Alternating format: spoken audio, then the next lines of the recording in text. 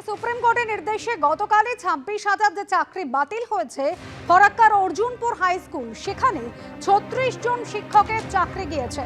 Arjunpur high school মোট শিক্ষকের সংখ্যা এই স্কুলে 67 জন। সুপ্রিম কোর্টের রায় গোটা প্যানেল বাতিল হওয়ার পর চাকরি হারিয়েছেন 36 জন। আর এক ধাক্কায় এতজন শিক্ষকের চাকরি চলে যাওয়ায় মাথায় হাত স্কুল কর্তৃপক্ষের। মুর্শিদাবাদের school Farakka high school, Farakka Arjunpur high school, যে হাই স্কুলে 36 জন শিক্ষক তাদের চাকরি বাতিল হয়েছে।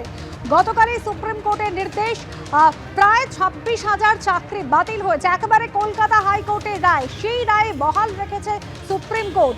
আর একের পর এক শিক্ষকের চাকরি যাওয়ার পর বিভিন্ন স্কুল কর্তৃপক্ষ তারা কিন্তু মাথায় হাত তাদের।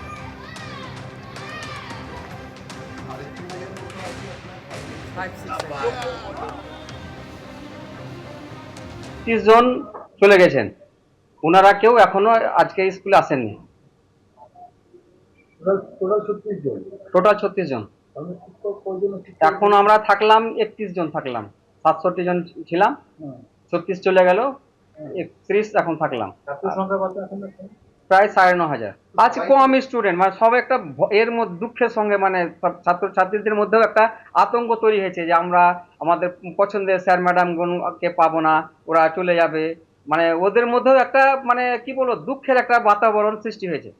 না না, একবারেই সম্ভব নয়। কারণ দেখুন, এটা ক্লাস 7-এর শুধুমাত্র গার্লসেরই 21টা খাতা নিয়ে আসছি আমরা।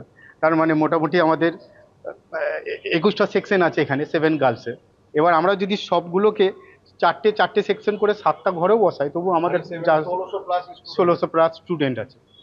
তাহলে এদেরকে কি করে ক্লাস নেবো আমরা? আমাদের তো অনেক সাবজেক্টের টিচারই আর থাকলো না, ইতিহাসের টিচার নীল হয়ে গেল। এবার সেগুলোকে কিভাবে আমরা এগোবো? সম্ভব নয় আমাদের পক্ষে এইভাবে চালানো স্কুল। আমাদের ইউনিট টেস্টেরই বলি আমি, আমাদের 28 করে 3টে ধাপে পরীক্ষা হবে। সকালে হয় 11টা থেকে হবে, আবার 1:30টা থেকে হবে। 28টা ঘর একবারে প্রয়োজন। তার মানে আমাদের থাকছেই কতজন, 65 থেকে 37 বাদ দিলে 28 জন মতো থাকছে। আর প্যারা টিচার আছে 7 জন। এই কজন দিয়ে আমি কোথায় বসাবেন স্যারদের, কোন ঘরে দেবেন? এক একজনকে 2-3টে করে ঘর দেখতে হবে। রাজীব চৌধুরী আমাদের প্রতিনিধি সরাসরি রয়েছেন আমাদের সঙ্গে। রাজীব, 36 জন শিক্ষকের চাকরি গিয়েছে এই স্কুলে, প্রায় 1600 জন ছাত্রছাত্রী। এই ছবি তো একটি স্কুলে নয়, একের পর এক স্কুলে কার্যত একই ছবি। স্কুল চলবে কি করে? খাতা কারা দেখবেন? এটাই সবচেয়ে বড় প্রশ্ন, স্কুল কি করে চলবে। এবং প্রত্যেকটা ক্লাসে একজন করে শিক্ষক দেওয়ার মতো পরিস্থিতি আর এই স্কুলগুলোর নেই। এবং একেবারে 7টা পিরিয়ড তাদের নিয়ে যাওয়া হবে, ক্লাসে দেবে, তাদের শিক্ষক পরিকাঠামো নেই। পাশাপাশি কারা পরীক্ষা নেবেন, পরীক্ষায় কারা গার্ড দেবেন, কিভাবে এত ছাত্রছাত্রীর যে সেমিস্টারের পরীক্ষা তাদেরকে গার্ড দেওয়ার জন্য সেখানেও শিক্ষকের অভাবে রয়েছে। এবং খাতা দেখা এবং পাশাপাশি যেটা রয়েছেন অশিক্ষক যে কর্মচারী রয়েছেন তারাও যাদের বাতিল হয়েছে, সেখানে সেই কাজ, যারা অশিক্ষক কর্মচারীর যে কাজ, সেই কাজ কারা করবেন সেটা নিয়ে এই স্কুলে কিন্তু একই সমস্যা দেখা দিয়েছে। এই অর্জুনপুর স্কুলে 36 জন শিক্ষকের এইভাবে চাকরি চলে যাওয়ার পরে কার্যত এরপরে স্কুল কি করে এগিয়ে নিয়ে যাবেন, পরীক্ষা পদ্ধতি কিভাবে এগিয়ে যাবেন, সেটাই এখন সবচাইতে বড় বাধা। এটাই সব থেকে বড় প্রশ্ন। শুধুমাত্র স্কুলে পড়ানো নয়, স্কুলের যে পরিচালন করা, সেই পরিচালন কারা করবেন? কারণ একাধিক শিক্ষাকর্মীরও চাকরি বাতিল হয়েছে। অর্জুনপুর হাই স্কুলের ছবি দেখালাম, এবার মুর্শিদাবাদে একটি স্কুল দেখাই।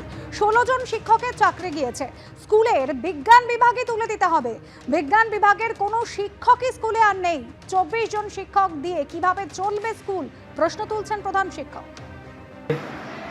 40 জন শিক্ষকের মধ্যে যদি 16 জন চলে যায়, তাহলে থাকলাম আমরা 24 জন। এই 24 জন নিয়ে কোনো মতেই চালানো যাবে না।